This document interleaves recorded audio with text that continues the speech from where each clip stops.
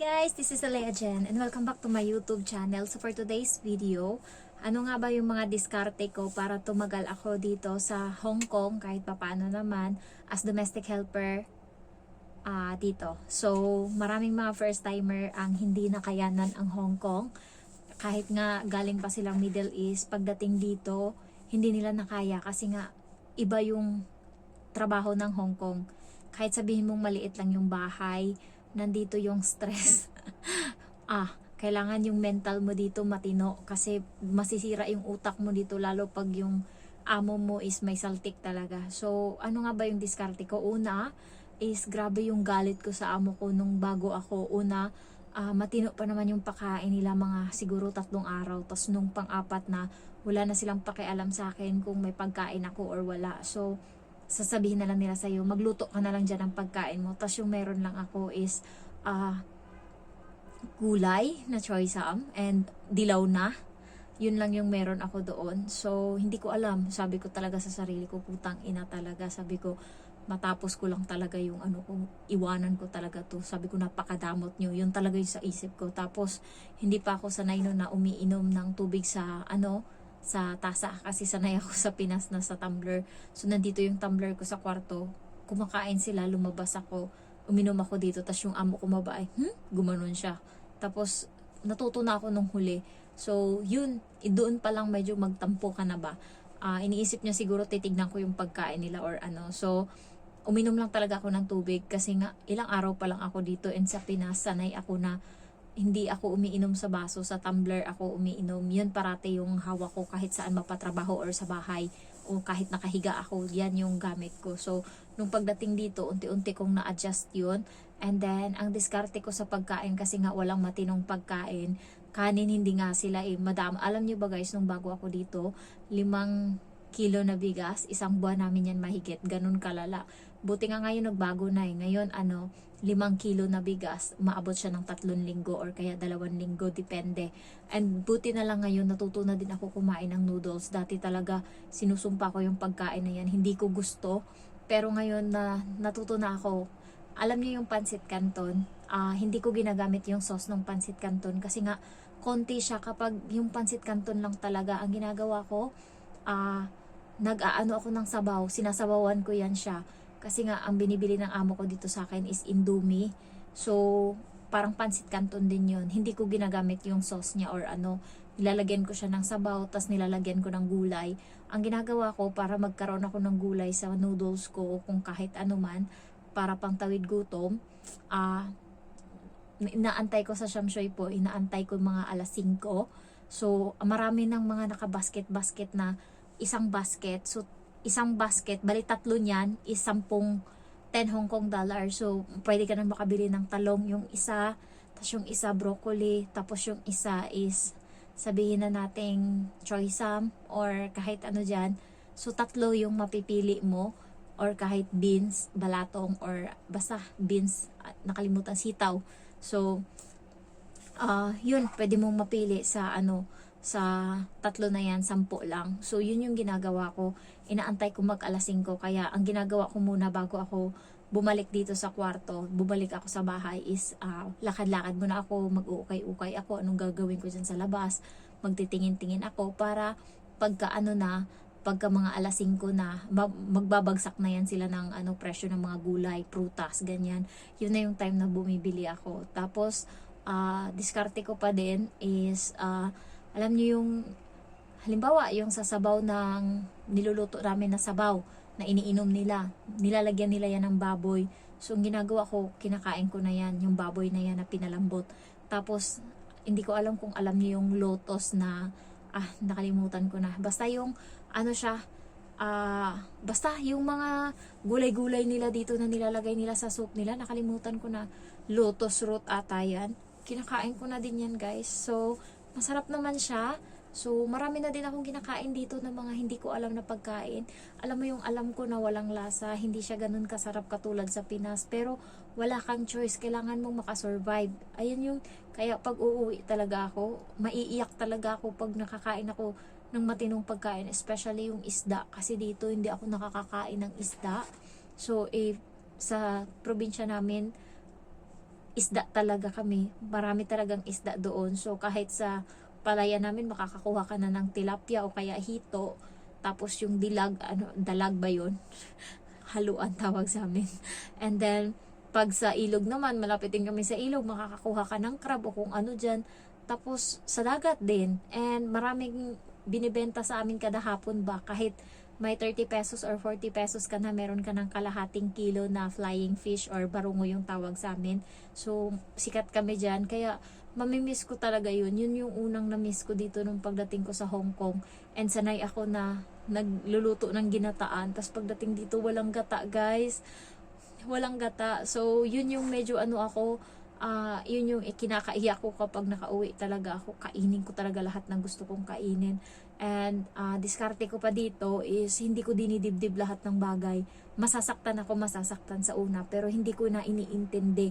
Pinapalipas ko na kahit naaalala ko pa din.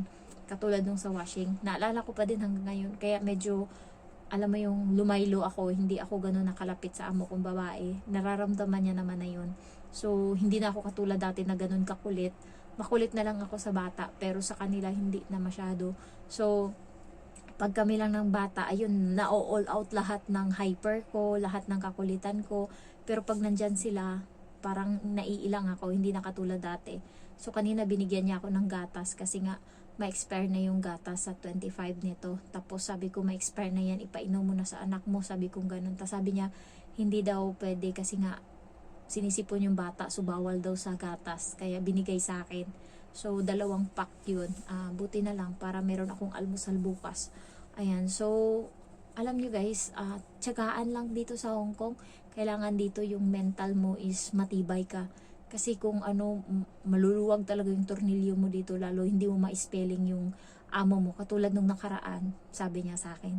Kasi may lagnat yung bata nung Biyernes. Sabi niya, lutuan mo siya ng ng may sibuyas, tapos Chinese wine. So, yun.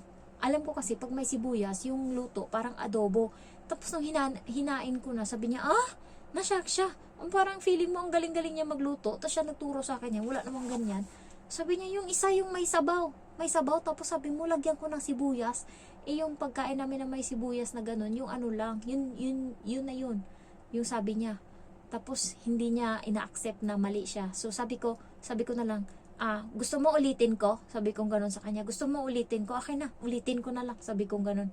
Tapos, pinaano niya, sabi niya, tikman mo muna. Sabi niya sa bata, tikman mo muna. Tingnan natin kung okay sa'yo or hindi.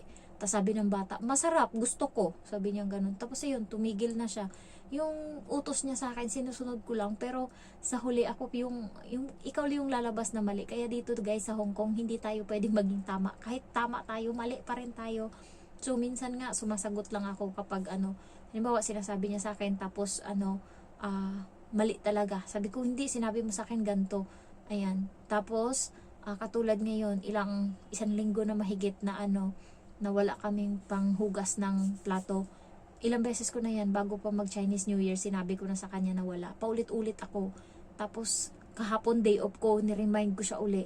Sabi ko, ganto, yung shampoo ng bata, wala na. Tapos yung panghugas, tapos yung panglaba na sabon, wala na talaga lahat. As in, bobo, walang ginawa. Ang ginawa ko yung bumili kasi ako dyan. Kita niyo tong slide na to. Yan. Ito yung pinanghugas ko ng plato. Gago ka ha? Ayaw mong, ilang beses ko nang sinabi sa'yo, tapos hindi mo iniintindi. Kaya ayan, pinapanghugas ko yan ng plato. Sige. Kanila naman pag sa akin, pinapanghugas ko yung isa. Yung sa bata na hindi bumubula, yun yung hinuhugas ko. Pero sa mga nila, plato nila, yan yung hinuhugas ko. Gusto mo yan Ayaw mong makinig Ilang beses ko na. Tapos kanina sinabihan ko siya uli. Sabi ko, wala na talaga. Sabi ko ganun. Kaya bibili na siya mamaya. Napaisip pa naman ako kanina na kung hindi siya talaga bibili, lalabas na lang ako na lang bibili. Meron pa namang 500 na natira sa binigay niya sa akin na red packet. So, yun yung mga diskarte ko dito guys. Yung hindi ko iniintindi lahat ng bagay. Kapag wala tayong magagawa, gawa natin ang paraan. Yung pinang sabon ko kanina kasi wala nang Ariel na panglaba. Yung panglaba ng bata yung ginamit ko. Tapos yun, yung na-stress lang talaga ako kasi nga hindi pa rin matanggal yung sebo kapag gamit yung ganyang labada. Diyos ko, wala hindi siya bumili. ilang ano na isang buwan na ako mahigit na nagre-request sa kanya. Hindi niya ako binilhan. So, bahala siya dyan sa buhay niya. Kainin niya yung labada na yan. Ayan. So, ayun guys, mga diskarte natin dito. Kapag tumagal-tagal ka na, mga isang buwan, makakahanap ka na din ng diskarte kung paano mo madidiskartean yung mga bagay, paano ka makakasurvive. Ang importante lang dito, survival tayo dito sa Hong Kong. Kaya yung iba is nag-give up talaga, hindi kinakaya. Pero tayo na may pangarap, tayo na laban lang, bahala na yan dyan.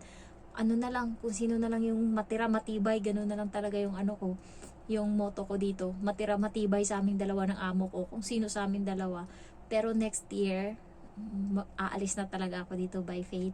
So, tapusin ko lang yung bahay. And by the way guys, binilhan ko yung mama ko ng ng ref. Pero hindi ko pera yun. Pera yun ng GCash. So, pinapautang ako ng GCash ng ilang thousand ba yun? 60,000. So, ang kinuha ko lang is 20,000. Tapos, binlang ko yung mama ko ng ref na inverter. So, mahal siya. Nasa 19,000. Sharp yung brand niya. So, surprise ko sa kanya. Tapos, sinabihan ko na doon yung lalaki na ahente doon sa kasi kaibigan namin. Sabi ko, i-deliver niya sa bahay and doon na yung bayad. Sabi niya, yung invoice daw or yung resibo, kunin na lang daw sa office nila. Sabi ko, sabihin mo sa mama ko na 30,000 yan. Walang 30,000 yung mama ko doon. Sabi ko, sabihin mo sa mama ko 30,000 yung ref. So, ipaprank siya bukas. Tapos, kanina tumawag ako sa kanya. Sabi ko, nagpadala ko ng pera, 22,000. Yung 19,000 ibayad mo sa kaibigan ko. May utang ako doon. So, 19,000 yung ibayad mo. Tapos, yung 3,000 is pang birthday ko sa'yo. Pero yung 19,000 na yun is yun yung pambayad ng ref. Pero lulukuhin siya na sasabihin na 30,000 yung ref para ma-stress yung mama ko. So, bigyan natin ng stress. Kasi guys, yung ref namin, ilang beses na yun lumutang sa baha. Kasi nasa tindahan lang yun and yung tindahan parating na aabot. Yung freezer is gumagana pa. Pero yung fridge, yung lamigan ng kung ano-ano mga gulay ganyan, hindi na gumagana. 2 years na. Kasi pagdating pagpunta ko doon, pag-uwi ko, so siya, hindi na siya talaga gumagana yung sa baba, pero hindi sinabi ng mama ko sa akin, pero alam ko. Tapos yung sa taas lang yung gumagana. So, thankful ako kasi nakabili ako nun. And sa GCash pala, 20,000 yung inutang ko, bali 1,900 every month, 12 months ko siyang babayaran. So, at least nakakapundar ako kahit papaano. Yung pambayad ko dyan is yung kita ko dito sa YouTube. Kasi mapipaid na din yung isa kong inutang na 24,000. Pinambili ko ng semento doon sa Shopee. Ang pautang naman ng Shopee sa akin is nasa 70,000 na ata ngayon. So, basta ka lang magbayad is nag-upgrade sila or nagpapataas ng utang. So, okay naman. On time naman ako. Awa ng Diyos, nababayaran ko naman lahat. So, ayun, pangdagdag na yung sa ref. Ayan, thankful ako. And ayun lang guys, basta may napupuntahan lang yung pinaghirapan natin dito. Kahit paano meron tayong lakas na, ayan, lumaban sa buhay. So, thank you for watching and I love you all. Bye-bye.